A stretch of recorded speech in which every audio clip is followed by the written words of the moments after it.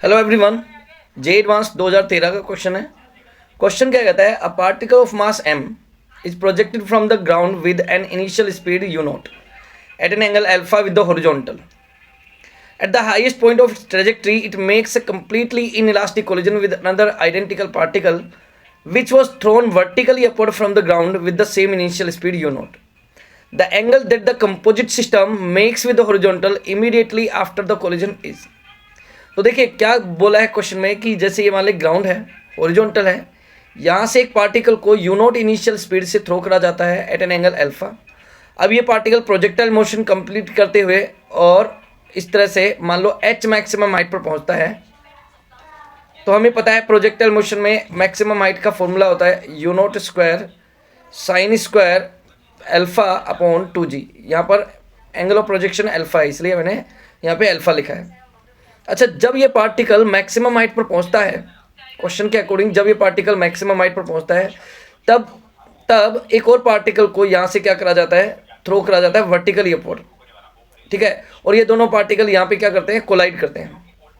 तो हमें पता है कि जो पार्टिकल को हमने एंगल पर थ्रो करा था वो मैक्सिमम हाइट पर पहुंच जाता है, तो उसकी जो वेलोसिटी होती है वो बस उसका कोस कॉम्पोनेंट ही होता है। वाई कॉम्पोनेंट मैक्सिमम हाइट पर इसका हो जाएगा 0। ठीक है, यानी कि कोलिजन से पहले फर्स्ट पार्टिकल, जैसे मैं इसको नाम दे देता हूँ 1, ये हो जाएगा 2। तो पार्टिकल 1 की जो वेलोसिटी हो जाएगी कोलिजन से पहले वो हो जाएगी यू नॉट कोस अल्फा, और वो भी एक्स डायरेक्शन में।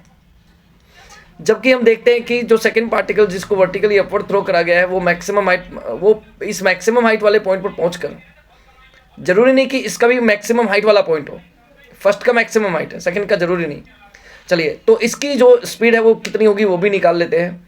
तो उसके लिए हम थर्ड इक्वेशन यूज कर लेते हैं, थर्ड इक्वेशन ऑफ मोशन। तो देख इक्वेशन क्या है, v square is equals to initial speed u not same ही है, u not square minus 2g, और h की जगह मैं लिख सकता हूँ u not square sine square alpha upon 2g। यहाँ 2g से 2g कैंसिल हो जाएगा, तो v square is equals to u not square common आ जाएगा 1 माइनस साइन स्क्वायर अल्फा। ठीक है, तो यहाँ से v क्या आ जाएगा यू नॉट, और 1 minus sign square alpha cos square alpha होता है, तो स्क्वायर है इसलिए यहाँ पर स्क्वायर हटेगा, तो यहाँ जाएगा यू नॉट कोस अल्फा। यानी कि पार्टिकल सेकंड के लिए जो कोलिजन से जस्ट पहले वाली जो स्पीड है वो क्या आएगी यू नॉट कोस अल्फा, और ये किधर है, वाई डायरेक्शन में। ठीक, अब यदि मैं यहाँ पर law of conservation of linear momentum use करूँ, ठीक, तो पहले एक्स डायरेक्शन में यदि मैं यूज करता हूँ तो लिखेंगे M U not cos alpha. Okay, और देखेंगे कि यहाँ पर जो वाई डायरेक्शन में जो वेलोसिटी है, वाई डायरेक्शन में वेलोसिटी सेकंड पार्टिकल के पास है u not cos alpha, initial velocity. ठीक है, फाइनल वेलोसिटी हम देखते हैं तो यहाँ पे लिखेंगे एम v1। ठीक है, एम से एम कट जाएगा और यहाँ पर लिखा जाएगा एक्स डायरेक्शन में v1 is equals to cos alpha U not cos alpha. इसी तरह से वाई डायरेक्शन में भी law of conservation of linear momentum हम यूज करेंगे, M U not cos alpha is equals to M v2। ये v1 जो है मैं एक्स डायरेक्शन के लिए यूज कर रहा हूँ और v2 वाई डायरेक्शन के लिए यूज कर रहा हूँ। तो यहाँ से एम से एम कट जाएगा और v2 वाई क्या आ जाएगा, यहाँ पर ही आ जाएगा u not cos alpha, same ही आ गया। यदि हमें टेन थीटा निकालना है, एंगल पता लगाना है, तो वो आ जाएगा v2 Y divide by v1 x, तो ये आएगा you not cos alpha divide by you not cos alpha. ठीक है, और ये कैंसिल हो जाएगा, टेन थीटा इक्वल्स टू 1, तो थीटा की वैल्यू आएगी यहाँ से π/4।